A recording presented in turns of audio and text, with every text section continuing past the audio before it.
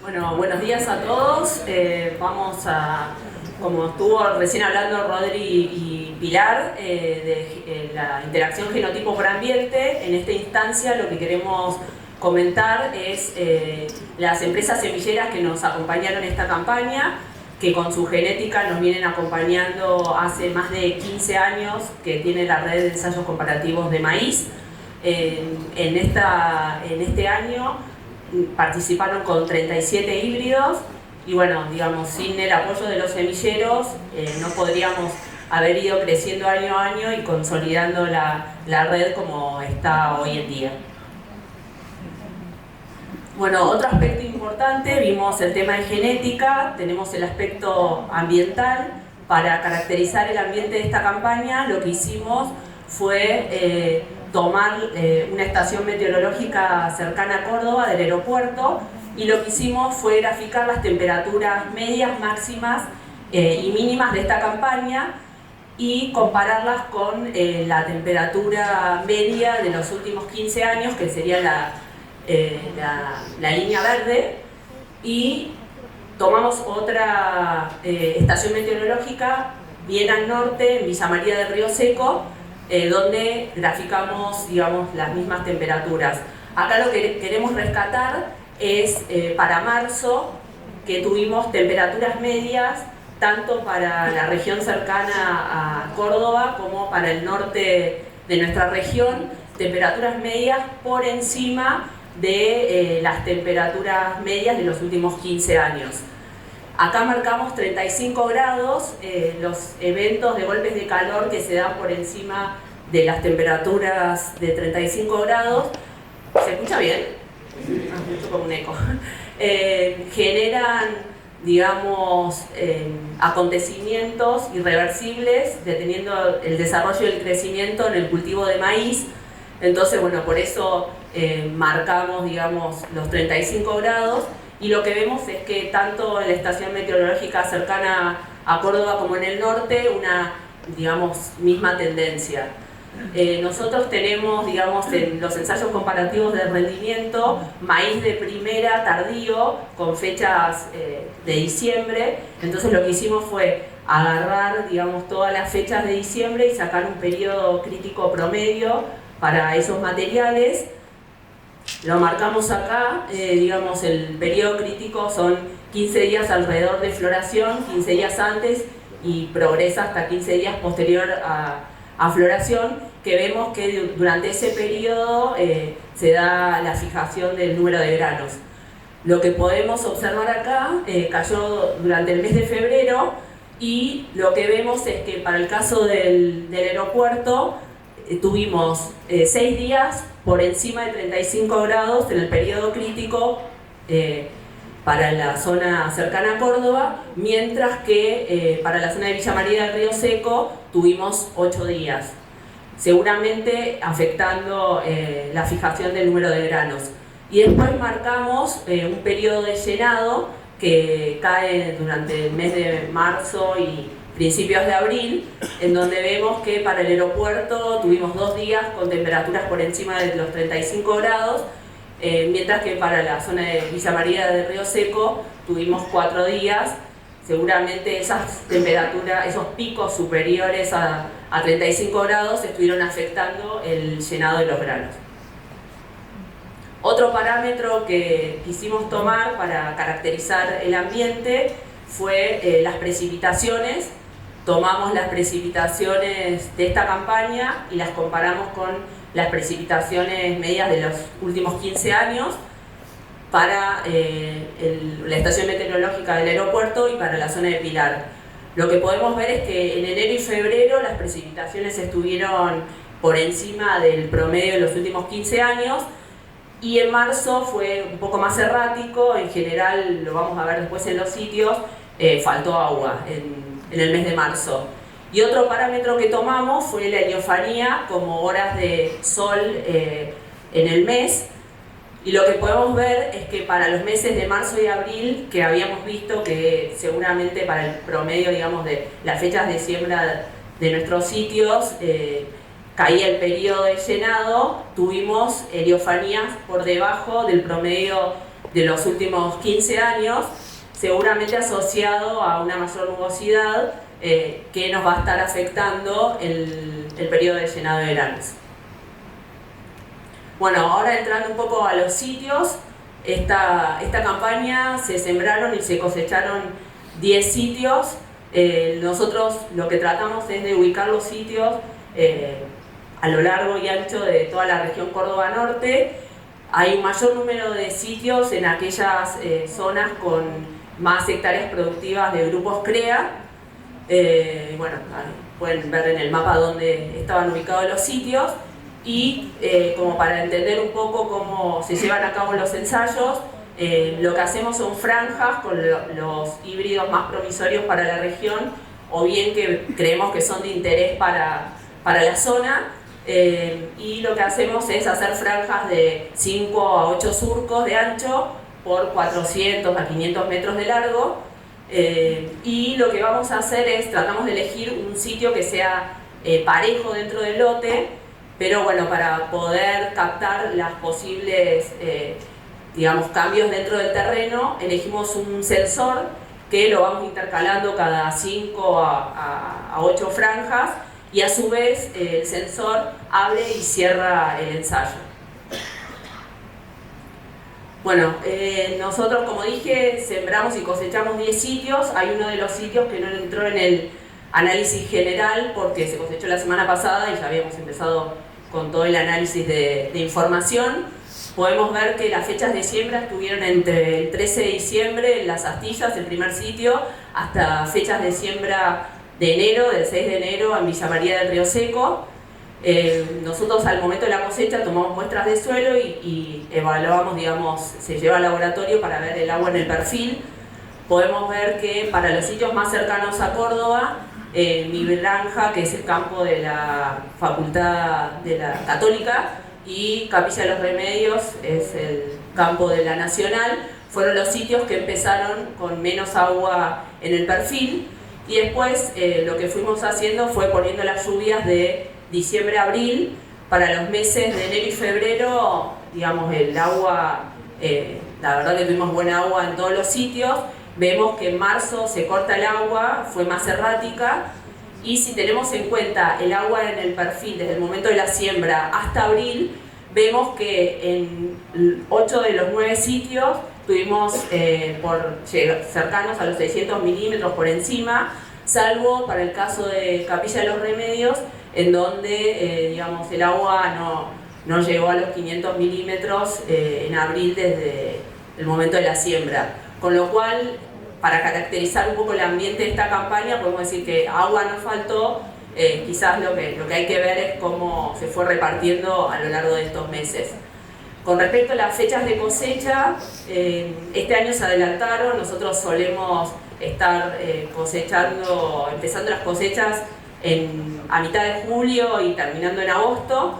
Este año, sacando el sitio que se cosechó la semana pasada, la fecha más tardía fue el 11 de julio, con lo cual, bueno, se vio todo mucho más concentrado y adelantado. Y bueno, y como para tener, después lo vamos a retomar, una idea de rindes, Las Astillas rindió 7.500 kilos y 2.600 el sitio sembrado más tarde, Villa María del Río Seco. Bueno, como les comenté, en los ensayos solemos tener, digamos, sensores cada 5 u 8 franjas. En general todos los sitios tuvieron 7 sensores, 6-7 sensores, y lo que hicimos es como para validar el ensayo y validar el sitio que entre dentro del análisis de toda la red, fue calcular los coeficientes de variación de esos sensores dentro de cada sitio. Vemos que tenemos sitios con valores de coeficiente bajo, como Sinzacate, Las Astillas o El Tío, los 3 primeros, pero digamos, cuando nos ponemos a analizar los coeficientes de cómo fue variando el sensor dentro de cada sitio, todos tuvieron valores aceptables, con lo cual todos los sitios entran en el análisis de la red y asumimos que, digamos, es todo un sitio, digamos, homogéneo.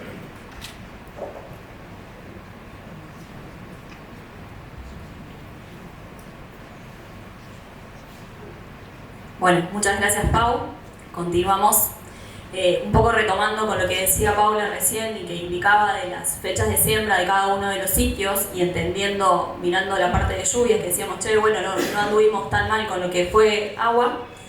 Queríamos entender un poco cómo estaba jugando la fecha de siembra, ¿no? Que también nos define un poco el ambiente. Entonces, nos juntamos con el equipo de ecofisiología del INTA Manfredi, que acá lo veo a Fede Ogando y Claudia Vega, que nos estuvieron ayudando un poco a analizar qué pasó con la parte de calidad ambiental en esta campaña y también comparándonos un poco con las campañas anteriores.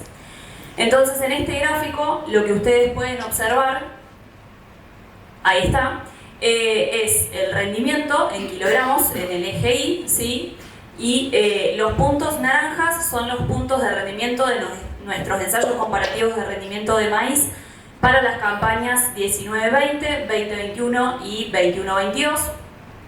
Los puntos azules son los rendimientos que tuvimos en la campaña 23-24, ¿sí? Entonces, un poco esto que veníamos hablando que también adelantó Rodrigo antes de arrancar, sabemos que hay un atraso, una caída de rinde en cuanto al atraso de la fecha de siembra. Si lo vemos en las campañas anteriores, son más o menos de los 12.000 a los 10.000 kilos para los sitios sembrados en la segunda decena de enero, en comparativa con los que se siembran en la tercera de noviembre o la primera decena de diciembre, pero esta pendiente negativa se exacerbó mucho más en esta campaña 23-24, teniendo rindes desde 8.000 kilos hasta rindes de 2.600, 2.700 kilos, ¿sí? Esa es una primera pauta de decir que el ambiente este año también jugó un papel muy importante en cuanto a la definición de rendimiento. Bien, ya entrando más de lleno a lo que fue el análisis estadístico de nuestros datos de los ensayos, lo primero que les queremos traer, y siguiendo de la mano con esto que les venimos diciendo de cómo jugó el ambiente un papel muy importante, el análisis estadístico nos arroja estos valores. Para el rendimiento, ¿qué es lo que quiero que se lleven de esta tabla? Es que el sitio, o sea, nuestro ambiente de ensayos, explicó un 82% del rendimiento que obtuvimos este año. En tanto, el híbrido o la genética explicó un 10% del rendimiento de este año, ¿sí? Eso como para entrar en tema y tenerlo bastante presente con lo que vamos a ver después. Bien, en cuanto al rendimiento por sitios, como les decía Pau, tuvimos 9 sitios analizados y tuvimos, según el análisis estadístico, 6 categorías de rinde, de diferenciación de rindes. En primer lugar, la categoría A, el sitio de Sinzacate, con 8.000, casi 800 kilos. La categoría B, el sitio de Las Castillas, con casi 7.500 kilos. Después tenemos un grupo de la categoría C, el Tío y el Alcalde, con casi 5.900 kilos. Sacanta, Mi Granja y Capilla de los Remedios, el grupo D, con 4.900, casi redondeando 5.000 kilos. Eufrasio Loza con 3.100 kilos y por último Villa María del Río Seco con 2.700 kilos casi, ¿sí? O sea, estadísticamente hubo diferencias significativas en los sitios y como les decía anteriormente, mucho de esto juega el ambiente que tuvo cada uno. En cuanto a lo que es rendimientos, según el perfil de híbridos, acá tenemos los 37 híbridos que participaron de nuestros ensayos en esta campaña, ¿sí? Hubo diferencias significativas de rendimiento entre los distintos materiales. Rápidamente podemos ver que hubo 3 grandes categorías, ¿sí? La categoría A, que se encuentra el primer híbrido, digamos, que se destacó con 6.700 kilos aproximadamente. El grupo B, que si ustedes ven está coloreado en naranja y representa gran parte de todos los híbridos, es el 60% de los materiales. Está incluido en el grupo B y tiene un promedio de rendimiento de ese grupo de 5.700 kilos.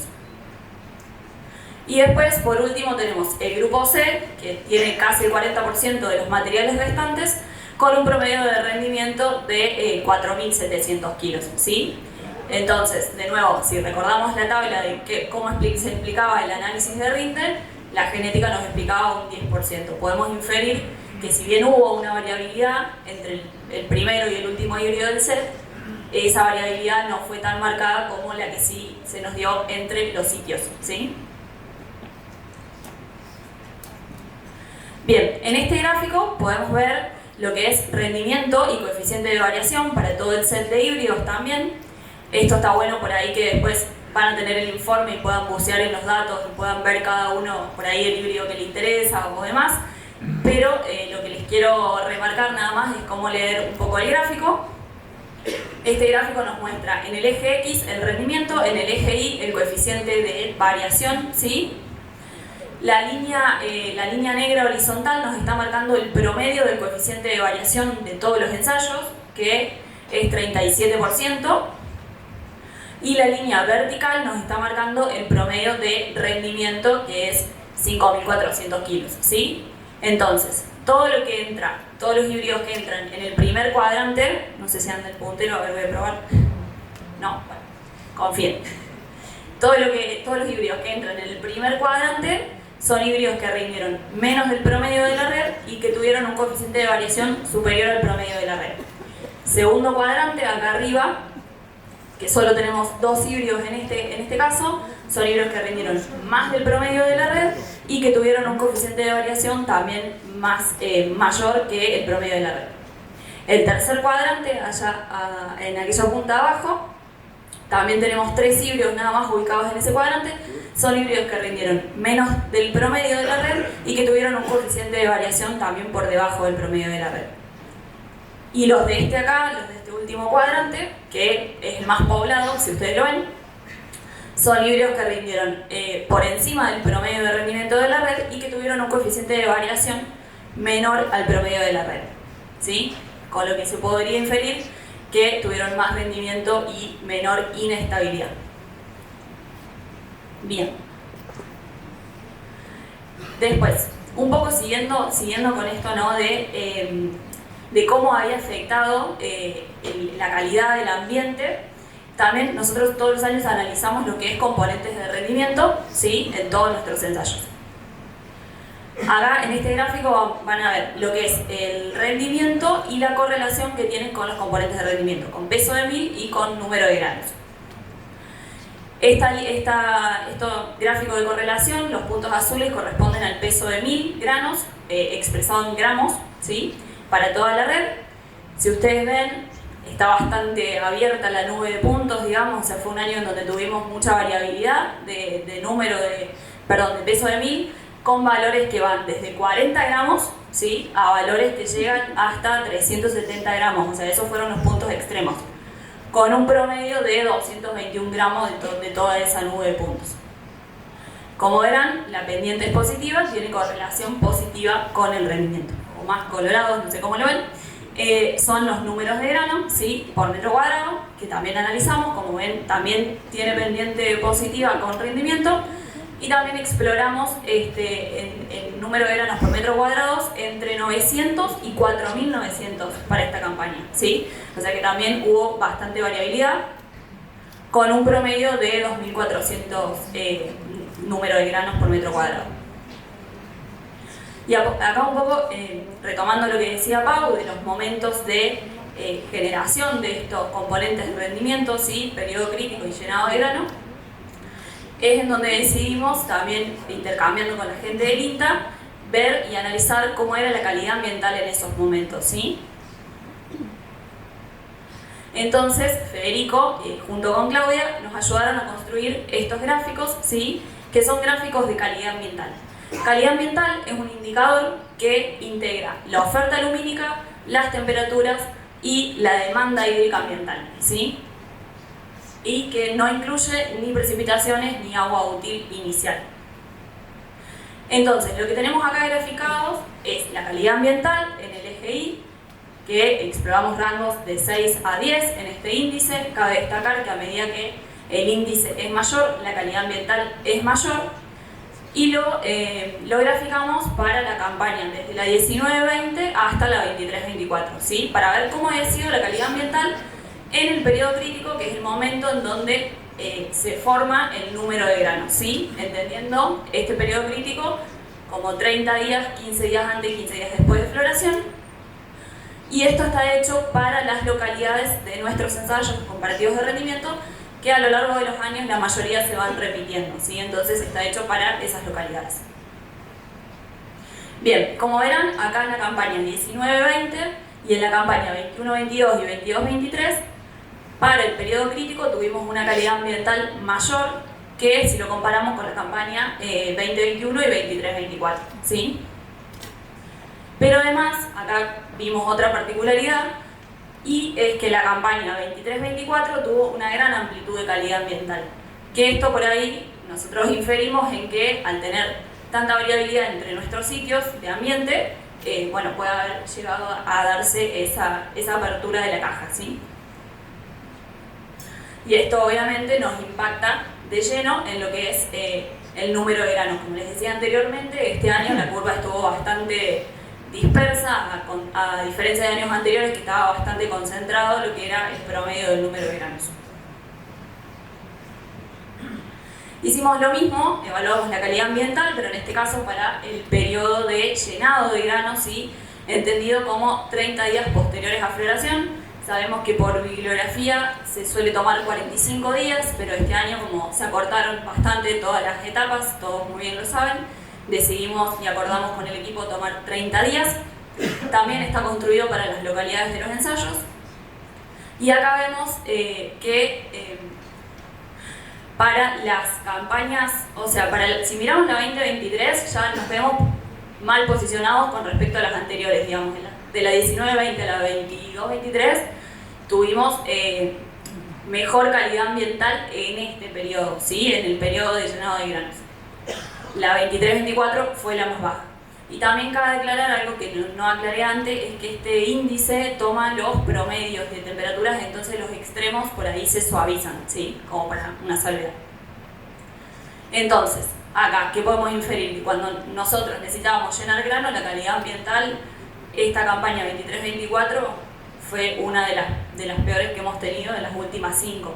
Entonces, todavía no hablamos de complejo de achaparramiento y ya vemos que el ambiente se estaba comportando de esta manera, ¿sí?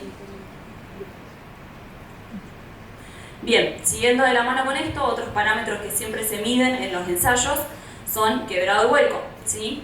Para este año, acá en este gráfico vamos a ver para todas las localidades de los ensayos, en el eje Y está graficado el porcentaje de estos dos indicadores, ¿sí? De estas dos mediciones. Primero tenemos vuelco, las barras de vuelco. Si podemos ver que las localidades de Capilla de los Remedios y Eufrasiolosa pues, fueron por ahí las que más demostraron porcentaje de vuelco, con un 6% aproximadamente. Pero si nos vamos a quebrado, vamos a ver que el quebrado se expresó un poco más, ¿sí? Tuvimos llegando a valores de 18% de quebrado en los sitios de Zacanta y Villa María del Río Seco, ¿sí?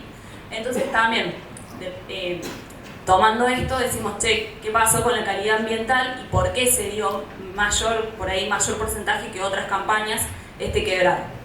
Entonces, volvemos a los gráficos de índices de calidad ambiental y acá ahora los puntos que están en el gráfico no son rinde, sino que son porcentaje de quebrado, ¿sí? Entonces vemos los puntos naranjas, de nuevo las campañas pasadas, desde la 19-20 hasta la 21-22, y los puntos azules y rojos son para la campaña 23-24. Como pueden observar, en el eje X tenemos el índice de calidad ambiental y vemos una clara tendencia que a medida que el índice de calidad ambiental aumenta, el quebrado disminuye, ¿sí? Y acá algo para destacar, por ahí que también lo vamos a seguir analizando a lo largo de la presentación, es que para la 23-24, para misma calidad ambiental, tuvimos diferentes situaciones de quebrado. Entonces ahí un poco es la pregunta a qué atribuimos esto que pasó. ¿Qué pasa y sigue?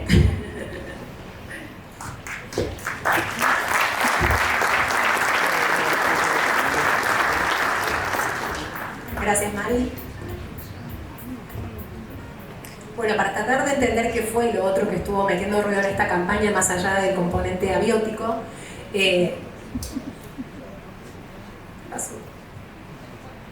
está. Este equipo vino trabajando fuertemente, ya lo venía haciendo, con el equipo de fitopatología de la Universidad Católica de Córdoba. Y además hubieron un montón de instancias de intercambio con semilleros, con asesores y con miembros para prepararnos y ponernos a medir todas aquellas variables que nos iban a arrojar información de cómo se comportó la campaña en estos otros factores que desconocíamos o que fueron de alguna manera disruptivos para este año, que fue casualmente el factor biótico de la mano de la irrupción de chicharrita. Entonces durante marzo y los meses de abril, mayo y junio se trabajó fuertemente en esta relación interinstitucional para ajustar los protocolos, para capacitar el equipo técnico, los equipos de ensayistas, con este objetivo de levantar toda la información que teníamos en los lotes que después nos pudiera ayudar a entender el sistema. Compartimos también en las jornadas técnicas las primeros rescates que discutíamos entre asesores y miembros en la JAT de Zacanta.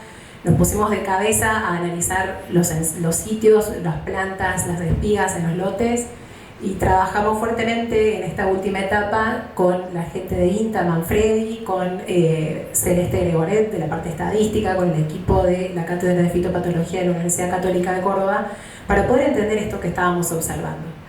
Y lo primero que observamos de alguna manera fue, nos vamos a ponernos a evaluar toda la sintomatología que estamos asociando al complejo de achaparramiento. Pero efectivamente estábamos observando sintomatología asociada a los patógenos que están involucrados en este complejo.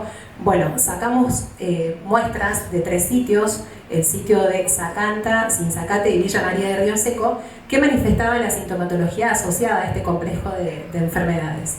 Entonces, los enviamos a INTA, a IPAVE, para que a través de PCR pudiéramos determinar la presencia de fitoplasma y a través de las pruebas serológicas de test de ELISA, la presencia de virus de rayado fino y de espiroplasma. Y como pueden observar, abajo el 100% de las muestras evaluadas dieron positivos para fitoplasma y el 56% de las muestras evaluadas dieron más de un patógeno, es decir, tanto fitoplasma como o espiroplasma o virus de rayado fino. Entonces, efectivamente, lo que estábamos evaluando en principio y en lo que nos íbamos a poner a evaluar las escalas era casualmente la presencia de este complejo de achaparramiento. Bueno, las escalas las hemos visto bastante durante esta campaña, pero en principio queríamos detallarle la escala de severidad, sí, donde tenemos las plantas sin síntomas y después va bajando la escala hasta la severidad grado 6, según la manifestación de la sintomatología que tenga la planta, siendo 6 una planta que manifieste una senescencia anticipada.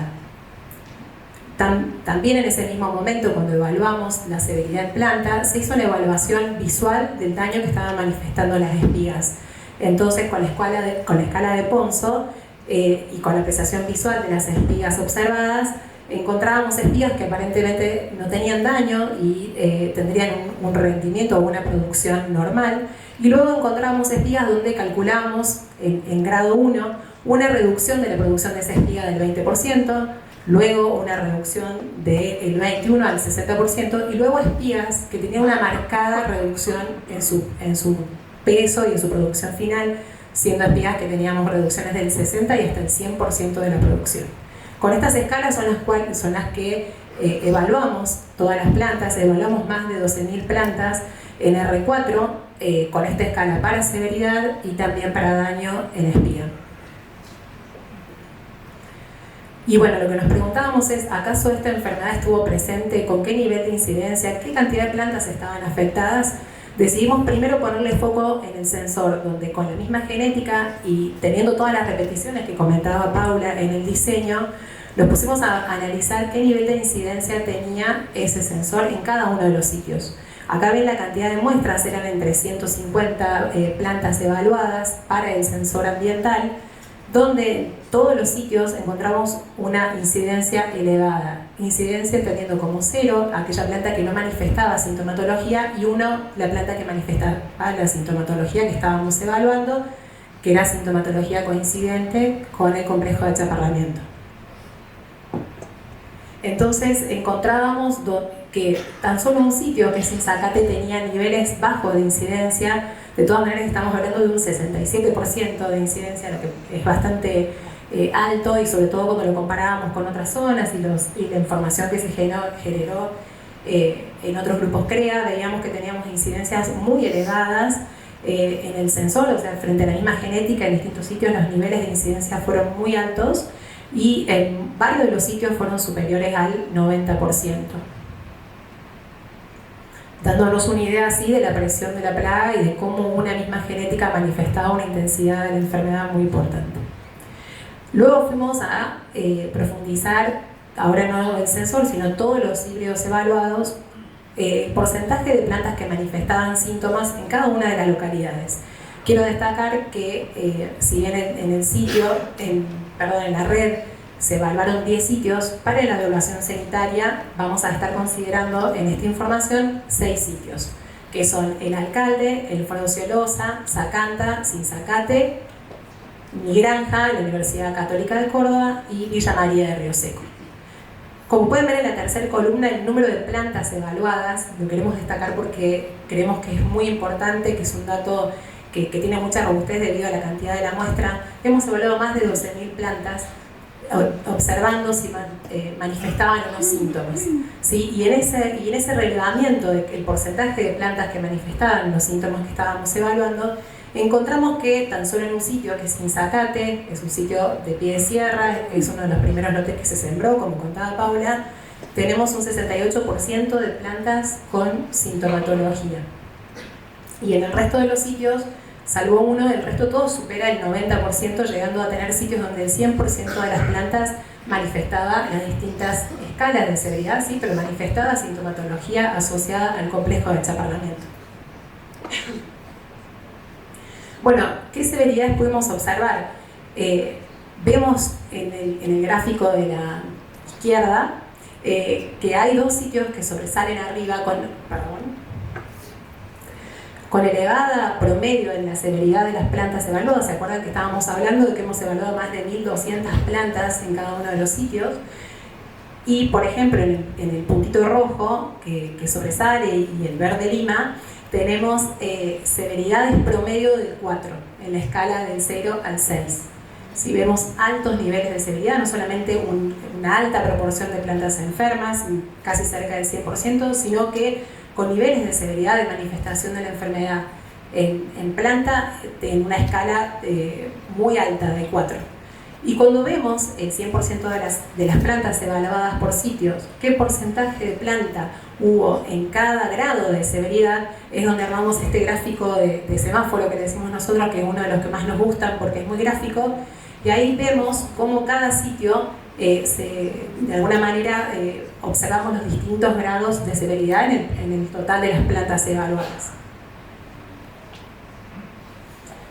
Bueno, ya hablamos de sitio y observamos que en los sitios hay sitios donde hemos tenido elevados niveles de severidad, y ahora vamos a ver lo mismo pero por híbrido, ¿sí? Recuerden que estamos evaluando 6 sitios, en cada uno de los sitios evaluamos 2 estaciones de muestreo de 25 plantas cada una, y formamos este gráfico donde vemos, por ejemplo, para este híbrido, cómo se compone, siendo el verde las plantas que no manifestan severidad, es decir, que no tendrían incidencia de la enfermedad, y así qué porcentaje de plantas hay con sintomatología nivel 1, que el nivel 1 es un leve amarillamiento, el nivel 2, que es la necrosis, después pasamos a la necrosis violácea, al rayado fino, y por último recuerden que el nivel de severidad 6, que está marcado en ese color rojo bien oscuro, era senescencia anticipada.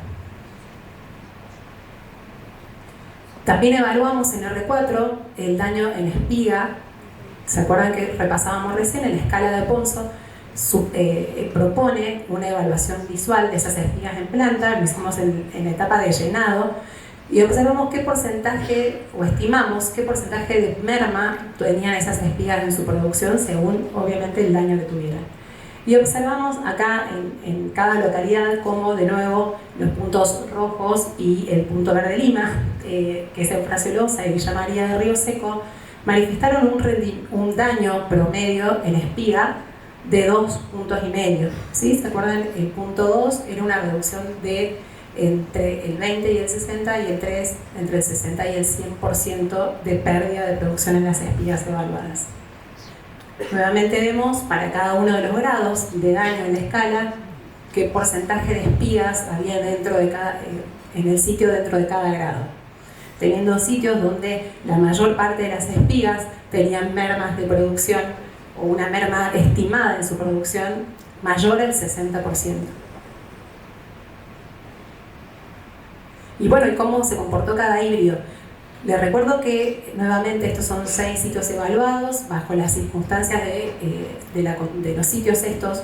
Estas fueron las manifestaciones que cada uno de los híbridos, en esto de la interacción del genotipo con el ambiente, vemos cómo cada uno fue manifestando una distinta sintomatología recién en planta y ahora en el daño en espiga en R4, teniendo híbridos donde observamos, por ejemplo, este híbrido un alto porcentaje en términos relativos al resto de los híbridos de espigas sin daño o sin merma aparente y como luego otros podían tener mayor cantidad de espigas con un daño importante. Bueno, y ahora ¿cómo toda esta sintomatología de alguna manera se correlaciona con la enfermedad? Entonces analizamos cómo se cruzaba la severidad con ahora sí el rendimiento obtenido de cada una de esas franjas y el relevamiento que teníamos para esos sitios y esos híbridos en cuanto a severidad y a daño en la espiga. Ambos componentes están en este gráfico relacionando en cada uno de los sitios, cada uno de los híbridos evaluados, su sintomatología y su daño en espiga respecto del rendimiento. Y lo que queremos destacar es que si bien observamos claramente que a mayor severidad el rendimiento cae, y lo podemos observar en esa misma tendencia, ese mismo ajuste negativo para daño en espiga en R4 respecto del rendimiento, observamos que cada nube de puntos es un sitio, que los sitios se comportaron diferente. O sea que hubo una interacción con el ambiente, entendido en el ambiente sitio. Por ejemplo, en el primer gráfico vemos los puntitos verde lima. Ahí discutíamos cómo le llamábamos a este color, yo creo que lo van a notar bien así. Los puntitos verde lima es de la localidad de Sensacate, insisto, es un campo, el ensayo estaba en un campo de pie de sierra, la fecha fue temprana, pero lo que queríamos destacar es que hemos explorado en ese ensayo rendimiento entre 8 y 10.000 kilos, y si ustedes pueden observar la severidad, tenemos como un movimiento lateral del rendimiento respecto a la severidad en severidades que fueron desde 0 y hasta 3. Pero si nos movemos hacia la derecha del gráfico y vemos los puntos color ladrillo y los puntos petróleo, ahí sí vemos una dispersión mucho más importante en los grados de severidad observados. Vemos, por ejemplo, en los puntos color petróleo que hay severidades desde 3 y hasta 6. Pero el rendimiento osciló más o menos entre los 4 y los 2.000 kilos para esa franja. Es decir, que hubo situaciones y sitios donde la severidad manifestada estuvo en un rango mucho más amplio y sí hubo una correlación más importante entre la severidad que observamos y que medimos en R4 y el rendimiento final de esa franja. Al igual, para el daño en la espiga en R4 y el rendimiento de la franja, vemos también, como les decíamos, un ajuste negativo a mayor daño en espiga en R4. Eso correlaciona con un menor rendimiento obtenido, es decir, podemos pensar que si nosotros evaluamos la espiga en R4 podemos inferir qué rendimiento vamos a tener finalmente. Lo que encontramos es que hay una nube bastante dispersa y depende del sitio y las condiciones de cada uno de los ambientes, cómo se comportó esta relación y cómo fue este ajuste. De nuevo, la línea de puntos verde lima es una relación más lateral con un ajuste menor y los puntos hacia la derecha, donde se exploraron rendimientos más bajos, ahí ya el ajuste es mayor. Y bueno, hicimos todas estas mediciones en R4, pero ¿qué pasa al cosecha? Bueno, y estas mediciones fueron observaciones visuales, pero en el momento de la cosecha tuvimos la oportunidad de extraer 50 plantas, las espigas de 50 plantas, y ya a gabinete, pegando las espigas y pesando con balanza, pudimos hacer una mejor segregación de los daños en espigas según las escalas sugeridas por Ponzo. La verdad que esto fue un trabajo muy interesante, de muchas horas, pero creemos que la información fotográfica que hay detrás de todo esto es muy rica y es muy gráfica, como suele suceder con todas la información que se genera con imagen fotográfica. Lo que observamos es que esto está hecho para 2 sitios, está hecho para el alcalde, que tenía presión media, y para Sensacate con presión baja, y observamos cómo distintos híbridos el híbrido A y el híbrido B, tuvieron distinta segregación en los distintos grados. Acá les cuento un poquito más cómo era la metodología. Agarramos las 50 espigas que retirábamos de las 50 plantas, las pelábamos y espiga entera con marlo la pesábamos. Entonces encontrábamos cuáles eran las espigas que no tenían daño, supónganse una espiga de 180 gramos, y la escala sugiere un grado 0 sin daño, donde tenés la espiga que va a tener su peso normal. Luego una escala 1, donde la escala sugiere una pérdida o una reducción de la producción de esa espiga del 1 al 20%, es decir, una espiga de 180 gramos pasaba a pesar hasta 140 gramos. Luego la escala sugiere una reducción de entre el 20 y el 60%, es decir, pasamos de 140 gramos a 80 gramos. Y la escala 3 es una reducción de la producción de esa espiga del 60 al 100%. Y lo que encontrábamos en estos híbridos, donde las espigas sin daño pesaban 180 gramos, las espigas daño 3 pesaban entre 80 y 20, 40 gramos, las espigas con marlo. Entonces acá tenemos un ejemplo, y esto está para todo el set de híbridos, para 2 sitios como les comentábamos recién, como un híbrido en un ambiente de media y de baja presión ranquea sus espigas en grado 0 de daño, 1, 2 y 3. Vemos como el híbrido A en el ambiente de baja presión tiene una gran, la mayoría de las espigas están en los 3 primeros rangos, 0, 1 y 2, y hay menor cantidad de espigas en el daño 3. En cambio, cuando ese híbrido pasa a un ambiente de media presión, empezamos a ver muchas espigas en la escala 3 de daño. Eran espigas muy liganitas. Podemos ver ahí que este híbrido, el primero de la izquierda, las espigas grado 3 son espigas que, si ustedes las ven, son bien formadas, tienen muchas el mismo largo que las espigas que tienen grado 1 y 2, pero eran unas espigas que al tacto realmente no pesaban nada. Era la típica espiga corchosa que tenía bajo peso, muy característica de lo que hemos observado en esta campaña. En cambio, en el híbrido B observábamos también que había algunas espiguitas más chicas, como se ve acá en este sitio, con espigas de menor tamaño, estas pequeñas espigas que luego en la cosecha no las podíamos capturar por la cosechadora. Bueno, la verdad que tratamos de capturar la mayor cantidad de información posible en los lotes antes de que entrara la cosechadora. Creemos que hay mucho trabajo hecho por atrás que nos va a ayudar a entender mucho más esto. Y lo que primero entendemos es que la relación genotipo por ambiente de alguna manera está muy asociada, como mostraba Mari y Paula, al ambiente explorado este año en cada uno de los sitios. Pero vemos que hay una interacción con la genética, si bien el modelo explica tan solo el 10% de la variación observada en los datos. Cuando analizamos en este reloj o gran dibujo, y tratamos de correlacionar cuál fue la sintomatología que nosotros evaluamos, tanto la severidad en planta como el daño en espigas respecto del rendimiento, podemos observar acá cómo se comportó cada uno de los híbridos, vuelvo a aclarar, para este set de ensayos. Entonces les cuento cómo está graficado en este reloj, en el 12, digamos, donde arrancamos. El híbrido, está puesto el primer híbrido, luego con el menor rendimiento, el rendimiento es la franja, es la línea verde, llena. El rendimiento es creciente en sentido horario. La línea punteada verde es el promedio de rendimiento de estos híbridos, que fue 55 quintales. Entonces podemos ver casi a la mitad del reloj tenemos los híbridos que estuvieron por debajo de la media, y de la mitad del reloj para allá, para la izquierda, tenemos los híbridos que superaron la media en rendimiento. La severidad que observamos en planta, en el grado promedio de las observaciones que tuvo ese híbrido, también el daño en espiga y la incidencia. La incidencia es la que está concentrada al medio, con el color naranja. El daño en espiga es el color azul, y el rojo es la sintomatología o la severidad promedio para ese híbrido.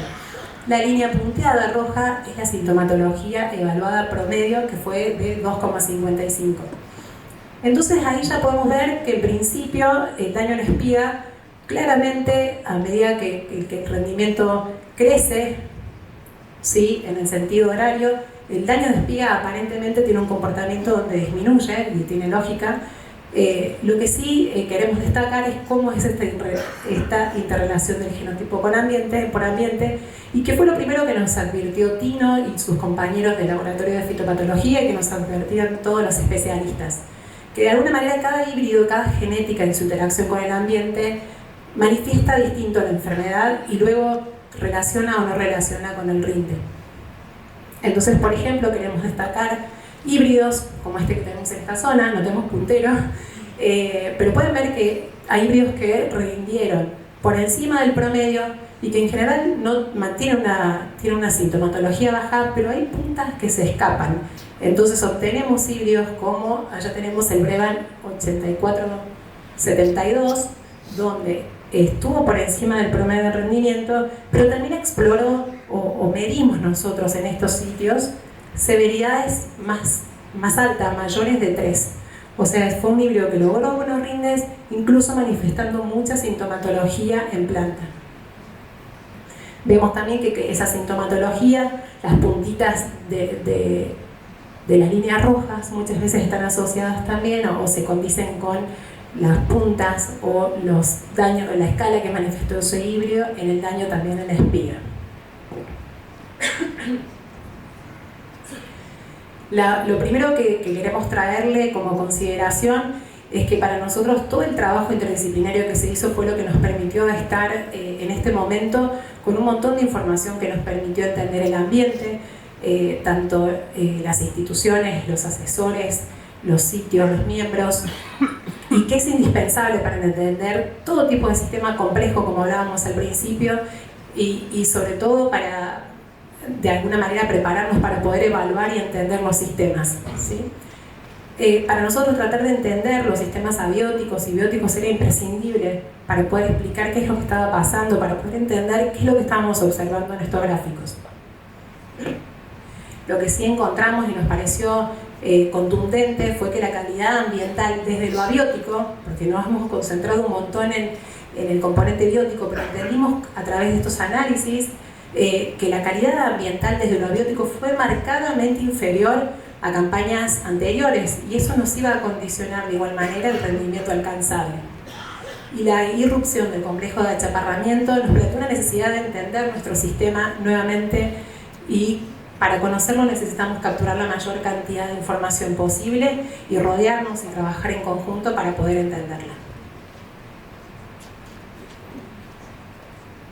Queremos darle las gracias a todas las personas que, como decía Rodri hace un ratito, nos brindaron su sitio, dejaron un día de siembra para poder hacer posible estos ensayos, que luego nos acompañaron en la cosecha. Este año les pedimos por favor que trillaran rápido, que fuera prioridad del ensayo, para que pudiéramos llegar a esta instancia lo más pronto posible con toda esta información. Queremos agradecer a los ensayistas que nos acompañaron, a Matías, Lautaro, Lourdes, también al miembro responsable CREA de esta red de ensayo, Federico Alviñana y Marianela Cola, a todos los miembros de CREA y de APRESIT que fueron anfitriones, a los colaboradores y a los estudiantes de esta casa de la Universidad Nacional de Córdoba que nos acompañaron en las tareas más operativas de campo y que formaron parte también de este equipo de trabajo. Queremos agradecer también de manera especial a Celeste Gregoret, al equipo de Tino, al equipo de Claudia Vega y de Federico Gando, que nos acompañaron estos días y nos brindaron un montón de tiempo para que pudiéramos compartir con ustedes estas conclusiones o las primeras conclusiones que estamos teniendo respecto a lo que observamos en esta campaña. Muchas gracias.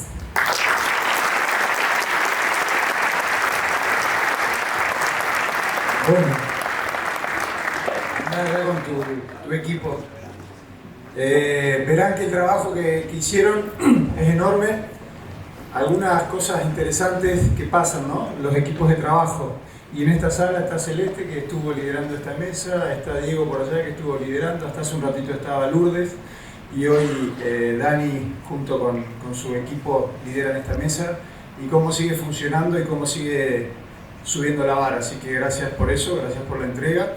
Hay muchísima información y la idea era disparar algunas cosas. Me llevo algunas muy claras, como la explicación del ambiente tuvo altísima incidencia, que no hay ni héroes ni villanos, y un poco en línea con lo que decía Sabina, cuando hay presión se acaban los guapos y todos terminan igual. cuánto tiene que ver el ambiente y cuánto podemos prediccionar el ambiente. Bueno, ya sabemos que hay cosas que no las podemos manejar, pero sí hay cosas que se dan para no tomar ese riesgo en ciertas fechas de ambiente. Y sobre todo lo que me parece interesante que han tratado de descubrir y que nos lleva a seguir haciendo lo que estamos haciendo es trabajar más en la exploración del ambiente. Y bueno, muchísimas gracias por su trabajo. Muchas gracias.